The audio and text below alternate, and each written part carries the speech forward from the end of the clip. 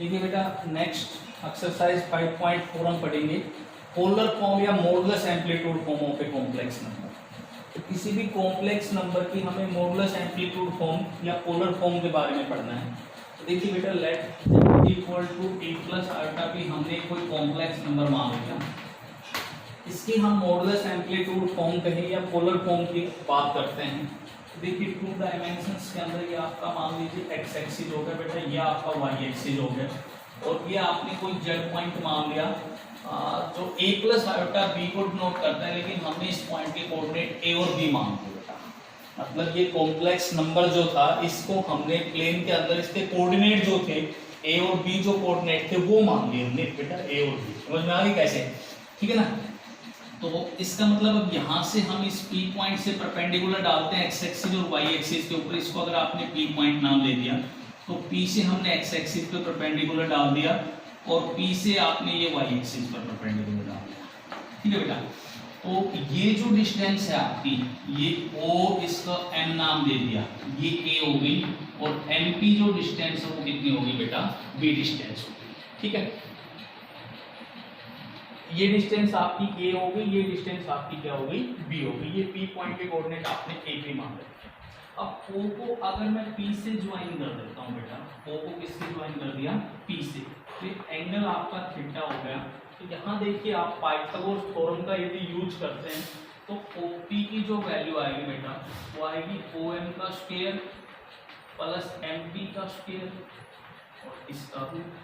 तो OP is equal to OM आपके पास थी A और MP आपके पास थी B, इसका भी।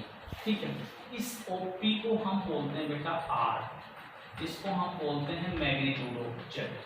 जो आपने लास्ट एक्सरसाइज में पढ़ा था वो मैग्नीट्यूड ऑफ Z आपका ये आ गया a square plus b square का रूट। इसको आप R कह दो या Z कह दो बेटा। लास्ट एक्सरसाइज में आपने किसी भी कॉम्प्लेक्स नंबर का मॉडुलस पढ़ा था, तो आपने ये पढ़ा था रियल पार्ट का स्क्वायर प्लस इमेजिनरी पार्ट का स्क्वायर। ठीक है। तो इसको हम बोलते थे Z का मॉडुलस। अब हम इसको आज यहाँ क्या कह दिया? हमने R नाम दे दिया। इस Z का मॉडुलस का हमने क्या नाम दे दिया बेटा? R नाम दे दिया। ठीक है। अब देखो आप ट्रायंगल OMP से देखो, आप ट्रायंगल OMP से आप देखो MP upon OP, MP upon OP किसकी वैल्यू आएगी बेटा? परपेंडिकुलर था ये, 90 का अपोजिट हाइपोटेन्यूज हो गया ये, और ये परपेंडिकुलर हो गया। तो परपेंडिकुलर अपॉन हाइपोटेन्यूज की वैल्यू आपकी साइन थीटा है। तो MP क्या था आपका? B था। OP क्या है आपका? R है, is equal to sine theta. तो यहाँ से B की जो वैल्यू आ गई वो आ गई R साइन थीटा। इसको आपने नाम दे दिया इक्वेशन नंबर फर्स्ट। ठीक है।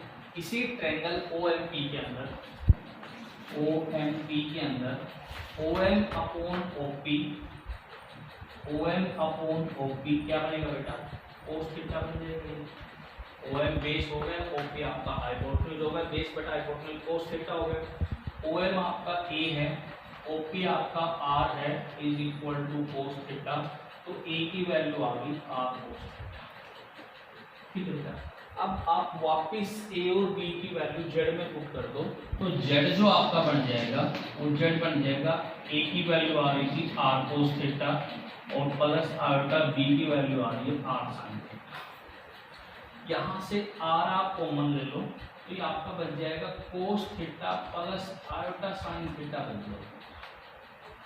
इसी को हम बोलते हैं polar form of a complex. क्या दिए? पोलर फॉर्म या modulus amplitude form of a complex. किसी भी कॉम्प्लेक्स नंबर की जो पोलर फॉर्म होती है बेटा, वो होती है Z is equal to R into cos theta plus iota sine theta. ठीक है। तो R जो यहाँ रचेगा वो R होता है बेटा Z का मॉडुलस। R क्या होता है? Z का मॉडुलस। ठीक है। और ये cos थीटा और प्लस आयोटा साइन थीटा, तो थीटा जो होता है उसको हम बोलते हैं बेटा प्रिंसिपल आर्गुमेंट। उस थीटा को हम क्या बोलते हैं? Principal argument. जो ये थीटा होता है, इस थीटा को हम क्या कहते हैं? प्रिंसिपल आर्गुमेंट कहते हैं। तो थीटा की जो वैल्यू होती है बेटा, वो डिफरेंट वैल्यू हो सकती है। थीटा जो होगा आपका वो 0 से 2 पाई का मल्टीपल होगा, पता नहीं कौन से क्वाड्रेंट में आ जाए, फर्स्ट में आ जाए, सेकंड में आए, थर्ड में आए, फोर्थ में आए, वो चीज़ें हम आगे देखेंगे, ठीक है। और अगर आपसे प्रिंसिपल आर्गुमेंट की डायरेक्ट वैल्यू आपने निकालनी है, प्रिंसिपल आर्गुमेंट की वैल्यू, तो यहाँ से देखिए आपका b/a जो बढ़ेगा बेटा, वो b/a आपका होगा tan theta perpendicular upon base.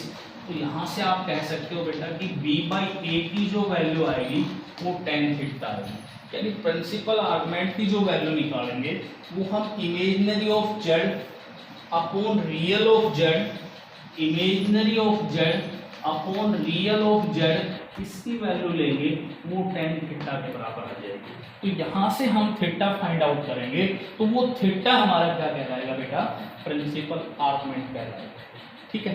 तो यहाँ इस एक्सरसाइज में आपसे ये कहेगा कि किसी भी कॉम्प्लेक्स नंबर की पोलर फॉर्म या मॉडुलस एम्पलीट्यूड फॉर्म आपने फाइंड आउट करनी है, तो आप फॉर्मूला याद रखोगे, पोलर फॉर्म या मॉडुलस एम्पलीट्यूड फॉर्म होती है r into cos theta plus iota sine theta. r जो होगा वो z का मॉडुलस होता है बेटा, और थीटा जो होगा वो आपका प्रिंसिपल आर्गुमेंट होगा। और थीटा कैसे फाइंड आउट होता है, थीटा फाइंड आउट होगा b/a जो लेंगे हम, वहां से tan थीटा आएगा, और वहां से हम किसकी वैल्यू फाइंड आउट करेंगे, थीटा की वैल्यू फाइंड आउट करेंगे। देखिए एक एग्जांपल लेके चलते हैं, उस एग्जांपल से हम प्रिंसिपल आर्गुमेंट और इसकी वैल्यू फाइंड आउट करते हैं। तो देखिए बेटा एग्जांपल आपका, आपने एक एग्जांपल लिया, इसको मॉडुलस एम्पलीट्यूड फॉर्म या पोलर फॉर्म बनानी है, ये ले लिया 1 प्लस आयोटा, आपने क्वेश्चन ले लिया 1 प्लस आयोटा, इसको आप मॉडुलस एम्पलीट्यूड फॉर्म या पोलर फॉर्म में बनाएंगे 1 प्लस आयोटा, ठीक है। इसकी मॉडुलस एम्पलीट्यूड या पोलर फॉर्म बनानी है, तो आपको पता है पोलर फॉर्म जो होती है वो ये होती है z is equal to r into cos theta plus iota sine theta होती है बेटा।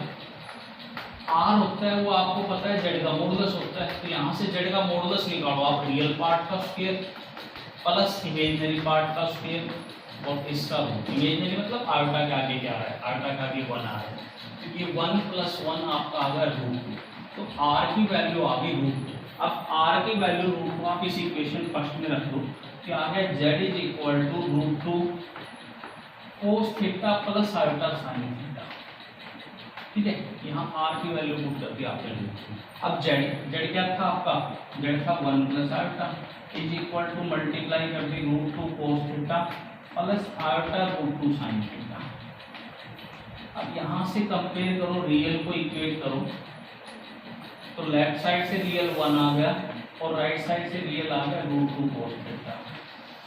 अगर हम इमेजिनरी पार्ट को इक्वेट करते हैं बेटा, तो लेफ्ट हैंड साइड से इमेजिनरी आल्टा के आगे 1 है और राइट साइड से इमेजिनरी आ गया √2 साइन थीटा। तो यहाँ से देखिए 1/√2 वैल्यू आ गई कोस थीटा की, और यहाँ से भी 1/√2 वैल्यू आ गई साइन थीटा की। अब कोस थीटा और साइन थीटा की दोनों की वैल्यू पॉजिटिव, तो आप 0 से 2 पाई के अंदर आप देखिए साइन और कोस दोनों की पॉजिटिव वैल्यू कौन से क्वाड्रेंट में होती है, जिसमें साइन और कोस दोनों पॉजिटिव हो, तो साइन और कोस दोनों पॉजिटिव बेटा फर्स्ट क्वाड्रेंट में होते हैं। तो यहाँ से आप इसकी वैल्यू 1/√2 45 पे होती है, और यहाँ भी 1/√2 जो वैल्यू होती है वो 45 पे होती है, ठीक है। साइन थीटा 1/√2 वैल्यू साइन 45 पे भी होती है और 1/√2 कोस 45 पे भी होती है। तो आप देख सकते हैं दोनों केस में जो प्रिंसिपल आर्गुमेंट थीटा की वैल्यू आ रही है बेटा, वो π/4 आ रही है दोनों ही केस में। दोनों ही केस के अंदर प्रिंसिपल आर्गुमेंट थीटा की वैल्यू π/4। तो पोलर फॉर्म जो बन गई, पोलर फॉर्म जो आपका आंसर आएगा बेटा, वो आ गई z is equal to r आपका आ रहा था √2 कोस थीटा, थीटा था π/4 प्लस आल्टा साइन π/4, ये आपका आंसर, ठीक है। तो यहाँ से आप अगर डायरेक्ट करते तो डायरेक्ट देखिए कैसे करते रहते, ये तो आपने मेथड से कर लिया, तो पोलर फॉर्म का ये फॉर्मूला था आपके पास, तो आप यहाँ से सबसे पहले z का मॉडुलस निकालते, z का मॉडुलस होगा रियल पार्ट का स्क्वायर प्लस इमेजिनरी पार्ट का स्क्वायर, √2 आ जाता। अब tan थीटा मैंने बताया था किसके बराबर होता है, b/a मतलब imaginary of z upon real of z। यहाँ से देखिए tan theta is equal to z का इमेजिनरी पार्ट, z का इमेजिनरी पार्ट आल्टा के साथ 1 है, upon real of Z, Z का रियल भी 1 है तो बेटा 1 आ जाता। अब tan थीटा की वैल्यू 1 कितने पे होती है, tan 45 पे होती है, तो यहाँ से प्रिंसिपल आर्गुमेंट थीटा कितना आ जाता, पाई/4 आ जाता। तो पोलर फॉर्म आपकी क्या बन जाती है यहाँ से, z is equal to r/√2 cos principal argument theta पाई/4 प्लस r का sin पाई/4, वही आपका आंसर होगा। इस तरह से आप इस एक्सरसाइज को सोल्व करोगे कि polar form of a complex number किस तरह से फाइंड आउट करते हैं।